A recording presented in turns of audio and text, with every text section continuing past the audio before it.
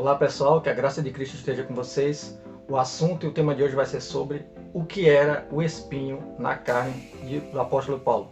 O que era esse espinho na carne que ele tanto falava? Será que dá para a gente conseguir entender o que é esse espinho? Existem muitas possibilidades a respeito desse assunto, muitos historiadores, muitos teólogos têm se debruçado sobre esse tema. Então eu vou trazer aqui a minha opinião, a minha interpretação do que eu acho que pode ser. Não sou o dono da verdade, mas eu vou falar o que eu acho que pode ser. E eu espero que você veja até o final, porque eu vou falar coisas muito interessantes e vou seguir na linha que eu acredito que vai ser a resposta, que vai ser a minha opinião. Então deixa teu like no vídeo, deixa tua inscrição se você não for inscrito, compartilhe o vídeo com mais pessoas que você conhecer e vamos para o vídeo.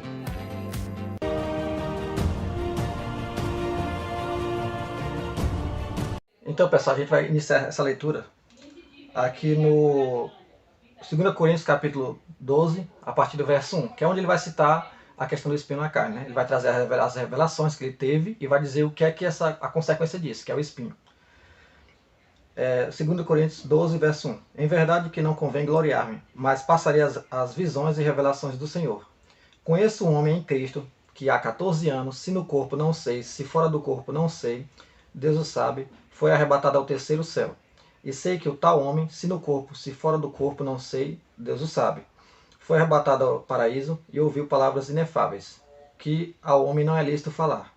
De alguém assim me gloriarei, eu, mas de mim mesmo não me gloriarei, senão nas minhas fraquezas.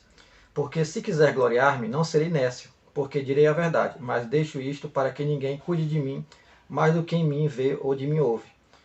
E para que não me exaltasse pela excelência das revelações, essa palavra que você tem que destacar, revelações, não foram só uma não, várias revelações que ele teve ao longo da caminhada cristã dele como ministro do Evangelho. E pela excelência das revelações foi-me dado um espinho na carne, a saber, um mensageiro de Satanás para me esbofetear, a fim de não me exaltar. Acerca do qual 3 vezes orei ao Senhor que me desviasse, acerca do qual 3 vezes orei ao Senhor para que se desviasse de mim. E disse-me: a minha graça te basta, porque o meu poder se aperfeiçoa na fraqueza. De boa vontade, pois, me gloriarei nas minhas fraquezas, para que em mim habite o poder de Cristo. Por isso sinto prazer nas fraquezas, nas injúrias, nas necessidades, nas perseguições, nas angústias, por amor de Cristo. Porque quando estou fraco, então sou forte. Então você vê que ele vai falar das várias revelações que ele teve, e uma das consequências dessas várias revelações que ele teve é o espinho na carne. Ele vai falar, a saber, um mensageiro de Satanás para me esbofetear, a fim de não me exaltar. Então, para que ele não se exaltasse por causa das grandezas das revelações, porque era uma coisa muito grandiosa que Paulo tinha, que Cristo revelava para Paulo ao longo da sua caminhada como ministro do Evangelho, era uma coisa muito grandiosa, muito mais do que aos outros apóstolos. Então, por isso, para ele não se exaltar, não se gloriar, ver que ele trata a palavra gloriar direto aqui, para eu não me gloriar, para eu não me, vou falar nas minhas palavras, para eu não me achar mais do que as outras pessoas, me achar superior, eu manter a minha humildade, foi me colocar esse espinho na carne, que é um mensageiro do diabo que vem me esbofetear na carne. E aqui eu vou começar a debruçar o que é que eu acho que é esse espinho na carne. Agora a gente vai ver aqui em Gálatas 4, a partir do verso 13. E vós sabeis que primeiro vos anunciei o Evangelho estando em enfermidade da carne. E não rejeitaste nem desprezastes isso que era em mim uma tentação na minha carne. Antes me recebeste como um anjo de Deus, como Jesus Cristo mesmo.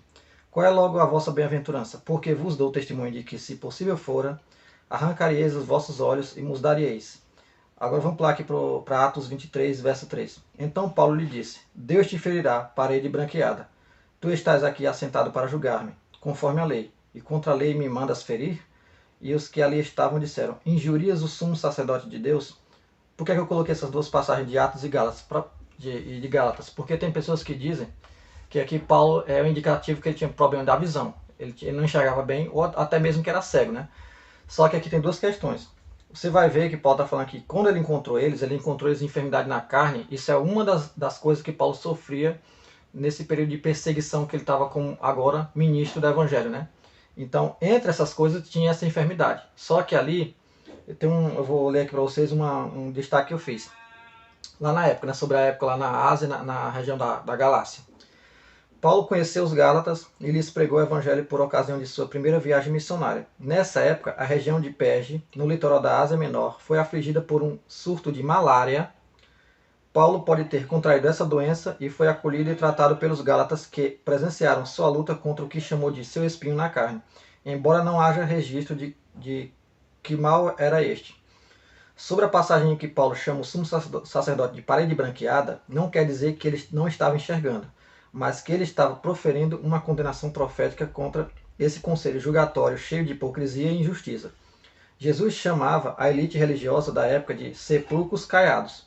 Esse tal sumo sacerdote estava junto dos outros que iam julgar Paulo. Assim, Paulo não soube quem era quem naquela multidão, no meio desse monte de gente.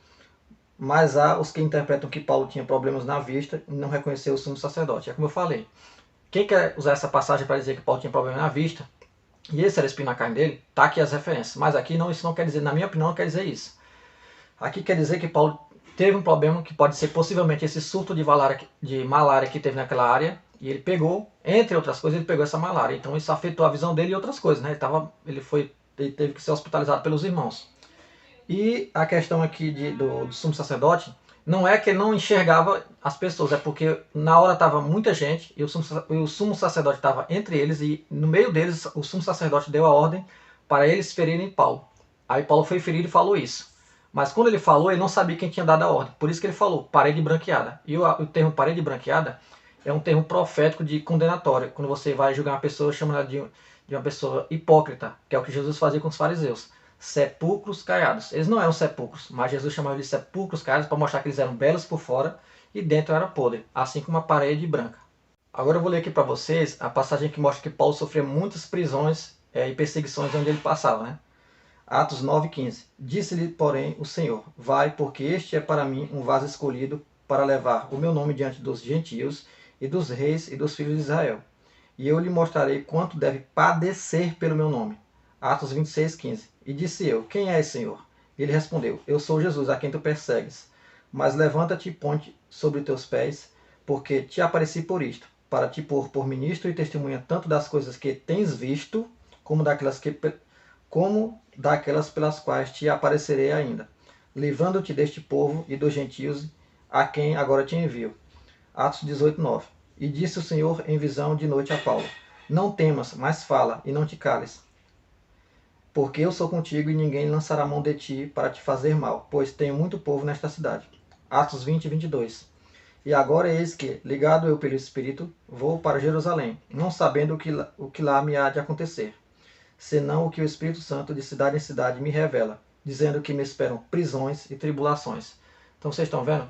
Paulo era constantemente avisado por revelação pelo Espírito Santo, né? Claro, Jesus Cristo dando essas visões para ele, das tribulações e prisões que o esperavam. Então ele era uma pessoa que foi escolhida a dedo por Cristo para ser o principal divulgador do Evangelho e o principal perseguido. De perseguidor passou a ser perseguido.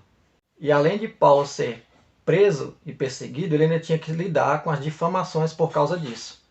Que isso trazia vergonha para ele, né? Filipenses 1:12, capítulo 1, verso 12. E quero, irmãos, que saibais que as coisas que me aconteceram contribuíram para maior proveito do Evangelho, de maneira que as minhas prisões em Cristo foram manifestas por toda a guarda pretoriana e por todos os demais lugares. Filipenses 1:16. Uns, na verdade, anunciam a Cristo por contenção, mas não puramente, julgando acrescentar aflição às minhas prisões. Gálatas 6:17. Desde agora ninguém me inquiete, porque trago no meu corpo as marcas do Senhor Jesus. Vocês estão vendo?